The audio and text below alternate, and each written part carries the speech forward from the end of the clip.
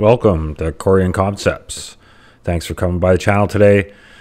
Got a busy episode here, lots going on. This is going to be one of my last ones before I take off to Coronova. 6 days, 6 hours, 6 minutes, 18 seconds. And I'm going to be there. It's pretty exciting. Everything's in place. I had one animal take care of cows up here. We're hoping that she was going to have her calf before I left, and she did. Everything's in place. Suit is fitted, ready to go. So excited. Looking forward to meeting everybody out there. I've had so much support from the Sologenic crowd and the Coreum crew and core council. Just too many to list. I've just met and talked to so many great people here in the last few months, so it's going to be nice to put some faces to some of these avatars I've been interacting with for so long. So Coreum announced these leading exchanges will be supporting the upcoming XCore and Coreum airdrops. If you hold XRP, Solo, Coreum on these exchanges, no action is needed to participate. Snapshot is March 24th, 4 a.m. UTC. So exchanges supporting it so far: MEXC, Upbit, BitTrue, and Uphold.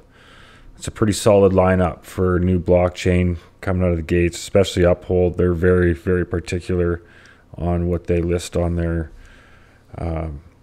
system there. Now have up to 45,600 XCore trust lines. Comment if you think over or under 50K by the snapshot. We only got 1 week left. So that's for you guys in the XRP community who haven't done so. Just set that trust line. That's all you got to do. Sologenic, same thing. I imagine most people with Sologenic have set that trust line already, but XRP community, you don't want to miss out on this one. To make it easy for any of those that still need to do their setup, go to sologenic.army. They're going to fix you up with tutorials. Got tutorials for XCore on the XRP ledger, XCore trust line on Decent, XCore trust line on the Zum wallet, XCore trust line on the Sologenic DEX. So everything you need right there. And same for the core. Got it up for all these different options. So sologenic.army, just hit tutorials, punch in what you're looking for, and they're going to fix you up. Checking in on the testnet, 2.365 million blocks. Average block times back down to that 1.76. And 118 validators still. No change on that today. My internet's really slow. That's why we're getting the spinny wheel over there. The Certik audit has finally been completed.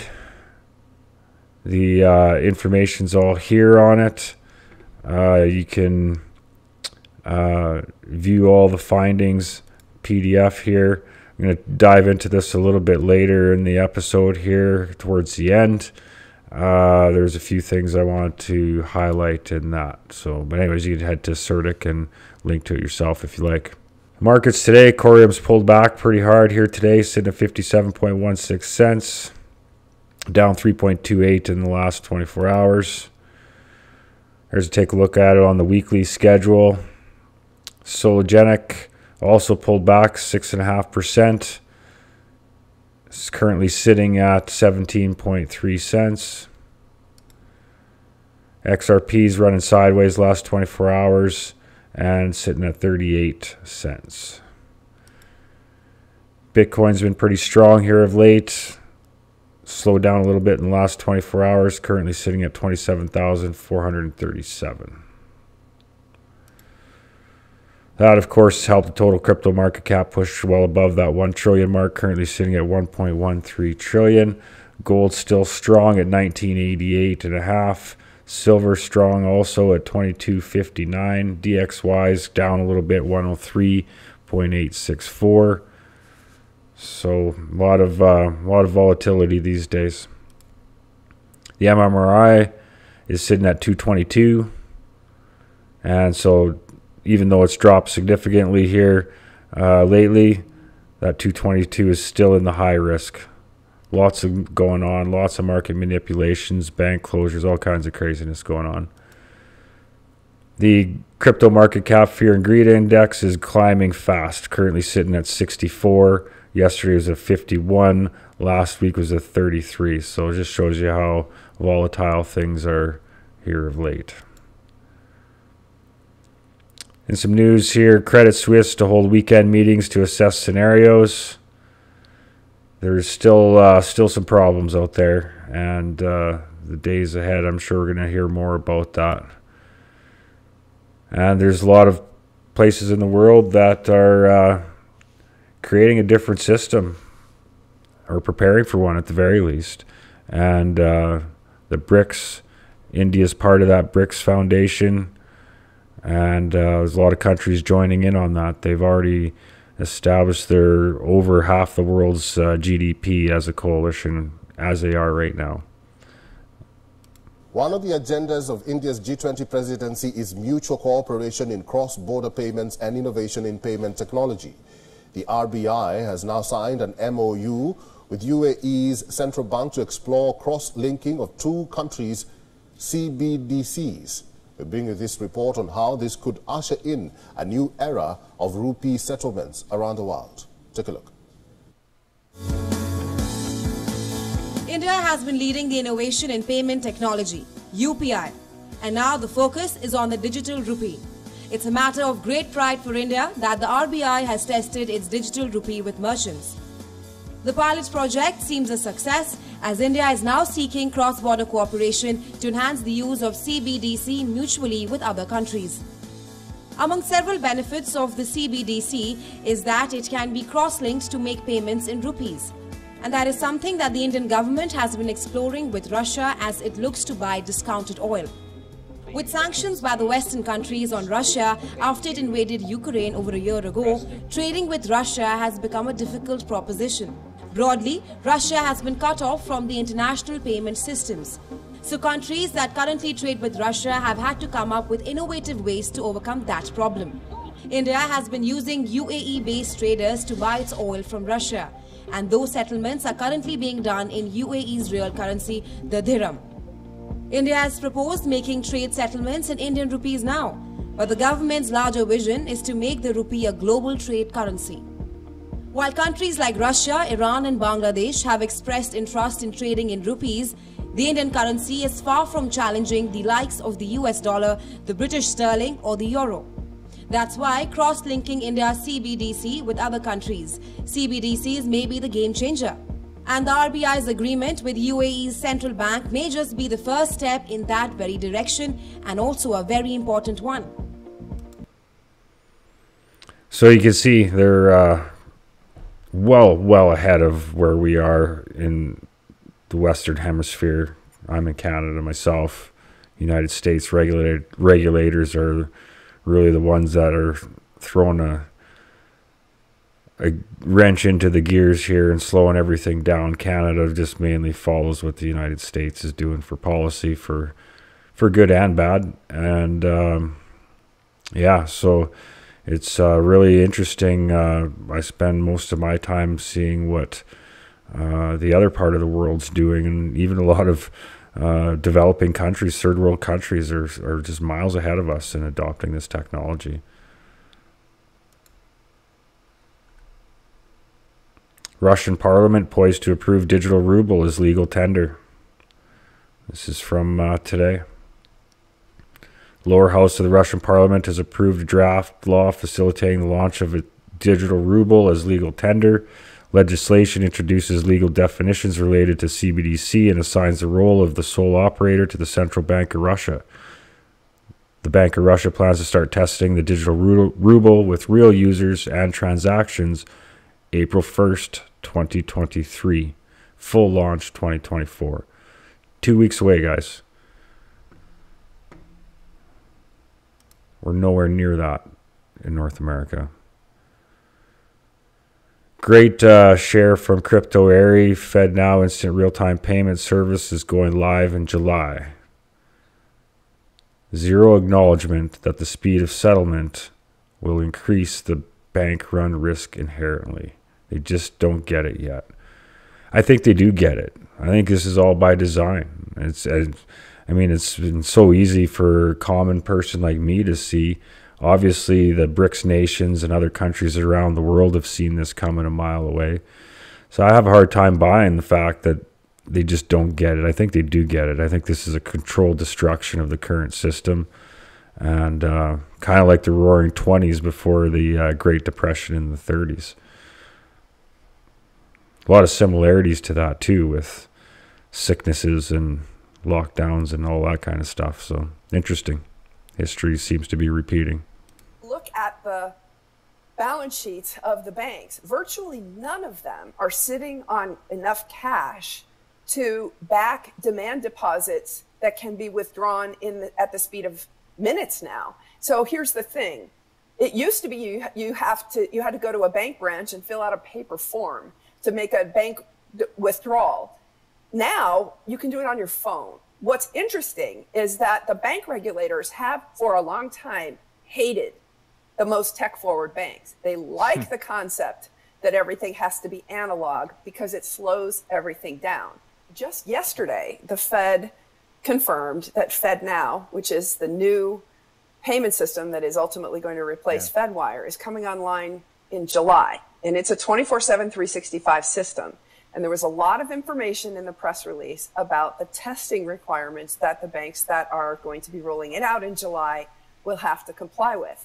There was zero acknowledgement that the speed of money movement is going to increase inherently when you get a real-time system. So we were talking about how long it takes for you to put the payment instruction in, analog versus online banking or API. But now there's also speed up of settlement once the instruction is received by the bank. And that is going to be real time. Now, FedNow only limits you to $100,000 at a time, but $100,000 at a time equals increased bank run risk inherently. And I was floored that the Fed said nothing in that press release about requiring the banks that are going to be offering FedNow to hold more liquidity. It means they don't get it yet. And if you look... Yeah, I watched that banking committee there with Janet Yellen giving her testimony there, and it was just stunning, actually. I was going to pull that up. I regret I didn't, but I'll deal with that another day, I guess. On a side note here, Caitlin Long... I won't go down that rabbit hole either. This is getting too long already. We'll just move on. Whale chart. Banks are rugging these days. So true. Dr. Martin Heisbeck from Uphold tweeted, over 11,000 institutions in 200 plus countries will adopt to the new ISO 222 payment system on Monday. So for those been in the XRP community for years, we've been hearing and talking about the ISO 222. So it's here. There'll be no further need to debate or discuss. We're going to see it. We're going to see the change it has on the world and on the technologies we're supporting, and hopefully puts a lot of this back and forth dialogue to rest on the issue. So yeah, that's why I didn't want to get too far into the weeds on those other issues here. I wanted to pop in on this Certik audit findings here. Okay, approach and methods. The report has been prepared for Coreum to discover issues and vulnerabilities in the source code of the Coreum project, as well as any contract dependencies that were not part of an officially recognized library. A comprehensive examination has been performed utilizing manual review and static analysis techniques.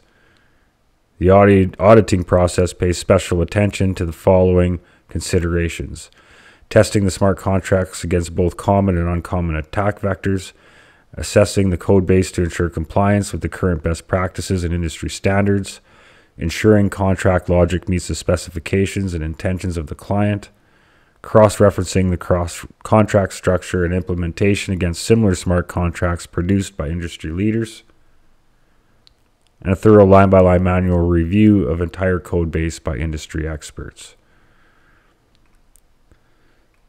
The security assessment resulted in findings that range from critical to informational. We recommend addressing these findings to ensure a high level of security standards and industry practices. We suggest recommendations that could better serve the project from the security perspective. Testing and the smart contracts against both common and uncommon attack vectors, enhance general coding practices for better structures of source code, add enough unit tests to cover the possible use cases, provide more comments per each function for readability, especially contracts that are verified in public, and provide more transparency on privilege activities once the protocol is live. So I forgot to highlight it, but they have resolved all the issues that were found, in some cases beyond. Coreum is an enterprise-grade blockchain built on the Cosmos SDK and Tendermint consensus engine with the capability to create fungible and non-fungible tokens. It also enables the deployment and execution of the CosmWasm contracts on the platform. Coreum introduces a new design of the gas mechanism to differentiate the messages with deterministic gas and non-deterministic gas usage, as well as a novel fee model for the transaction. The fee model utilizes the economic analysis of supply and demand with the exponential moving average of the previous block gas usage to determine the gas price of transactions in the current block. This new fee model brings an equilibrium state of gas usage in a block to alleviate the traffic on the Coreum blockchain. The features of fungible tokens and non-fungible tokens allow the creator to issue tokens, possibly with minting, burning, freezing, and whitelisting functionalities to meet different use cases so that users are able to trade them in the ecosystem. The following components of the Coreum codebase are in the audit scope. The main components. The minting feature of a fungible token allows the issuer to mint any amount of this token to the issuer's account. Burning feature of a fungible token allows a fungible token holder to burn a certain amount of tokens from the balance. The user is able to burn the token from the balance even if the burning feature is not enabled for this fungible token.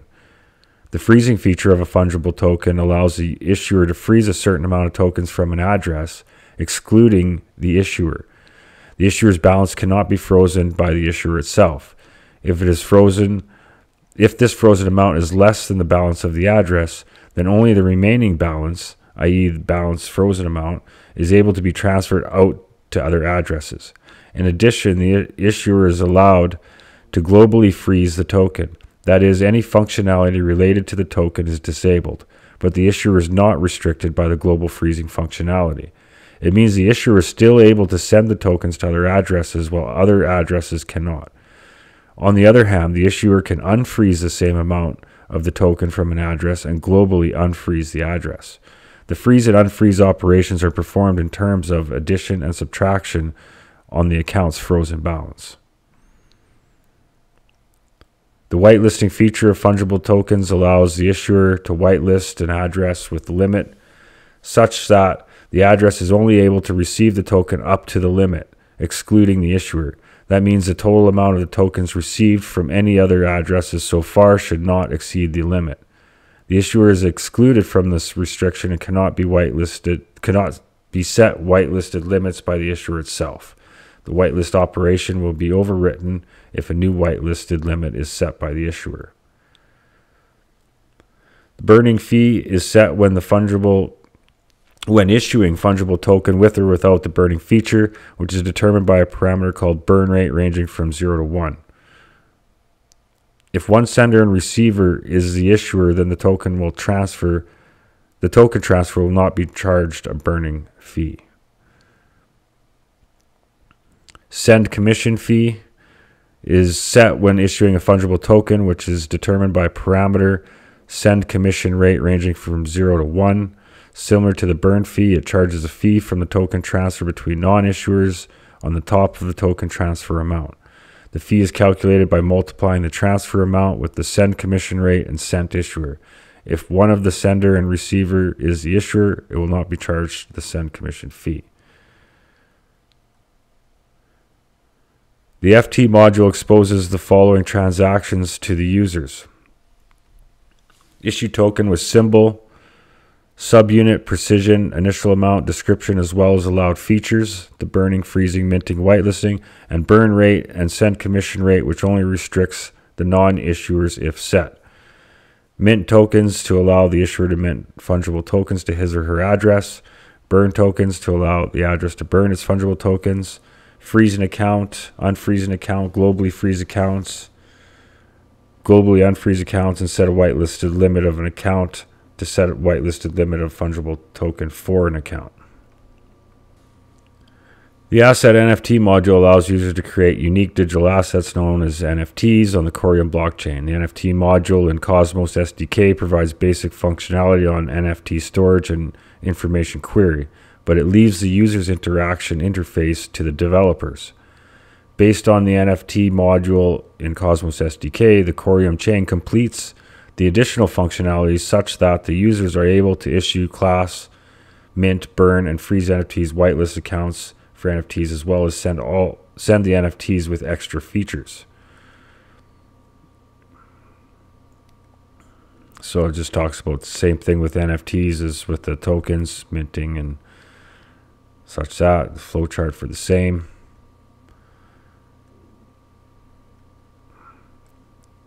So this is one thing I think one of the technologies that Coreum stands out from the others is deterministic gas model is used for all types of transactions on the Coreum blockchain. The transaction type is in the list of deterministic message types, i.e. deterministic gas requirements in the codebase, then the gas is fixed beforehand. However, there are some types of transactions that do not apply this deterministic gas model. Example is WASM contract execution message. The gas consumption for these type is still non-deterministic and follows the legacy way. Flowchart for same. The fee model is responsible for calculating the minimum gas price for a block according to the gas consumption of previous blocks. This helps ensure that the fees remain consistent and are able to cover the cost of running the network without the need to adjust the fees manually. This is achieved via the application of demand and supply of computation power provided by the Coreum blockchain, that too little traffic will cost little more, while too much traffic will cost significantly. This design creates an equilibrium state that the gas price remains very stable in most blocks. It's a flowchart of same.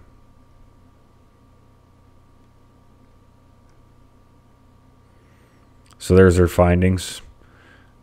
0 critical, 0 major, 3 medium, 14 minor, 28 informational, all of which have since been resolved. And that's why all those days that went by with it sitting in 70%, as we speculated that the team had the info and they were making the required adjustments to resubmit. So it looks like what's happened. Everything's done. Everything's in place prior to. So great AMA yesterday. It says tomorrow at 2 p.m. But it's live. Let's Vibe Core Apes. Core Apes put on a AMA. Favio joined in. Really suggest you take a listen. It's very informative. Sounds like a great community. And it convinced me to buy a couple of apes. So now my official NFT collection is Core Heroes, Core Apes, and BPM Wallet. So this old guy's starting to acquire more and more NFTs. It's very interesting, the utility and ideas that I'm seeing using this technology is very inspiring, and it's given me some ideas for a project that's near and dear to my heart to utilize that technology to push it through. So it's very, very encouraging to see everything that's being built on Sologenic and in the days and weeks ahead, what the Coreum network's going to be able to provide for that. Microsoft is building a Bitcoin and crypto wallet in its Edge browser. And this is the key part. That's why I put this here. It will be non-custodial. So if you remember a couple years back, there was rumblings that they were going to go after the non-custodial wallets. And I think they realized it was just a fool's errand. It's going to be pretty hard to accomplish shutting all the non-custodial wallets down. That doesn't mean that they're not going to go after the on and off ramps for those said wallets, but that they can get their head around, I'm sure. But I just posted this because, or I shared this, sorry, because of Microsoft's putting a non-custodial wallet in, chances are non-custodial is going to be around for a while. So that's good. Sologenic and XRP Ledger have been years ahead of everybody on the non-custodial issue. That's why I'm so bullish on those technologies, because I think they were well ahead of the curve on it, and I think Coreum is taking all this technology that we've been enjoying and going to take it to the next level here in just very short order.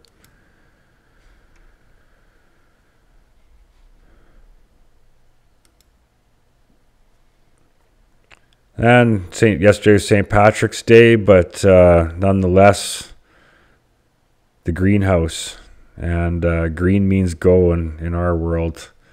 That saying that my friend Albert there, Core Council, seems to say a lot. So I seen this, definitely thought of him, thought of Cornova coming up this week, and yeah, a lot of things are. I'm supposed to head across the border on Tuesday, and now apparently the former presidents of the United States is calling on people to protest because they're going to go arrest him. So who knows what's going on in these crazy times. All we can do is try and be our best selves as we navigate our way through them. And that's what I'm trying to do here, trying to build a community of like-minded people. And so far, I've certainly found a bunch of great people to enjoy these crazy times with. And many of them I'm hoping to meet next Friday, or this coming Friday, at Cornova. It's almost here, guys. That's it for today. Peace and prosperity to you all. Major astronomical events start with an ignition, a spark. It all begins on March 24th in the City of Angels. The way we interact with technology will change forever, and you are invited. The Lighthouse, 90 million pixels scattered around an immersive art space, will transport us to the future for one night. With a modern feel and a classy touch, technology meets art for an unforgettable evening in celebration of the Coreum mainnet launch.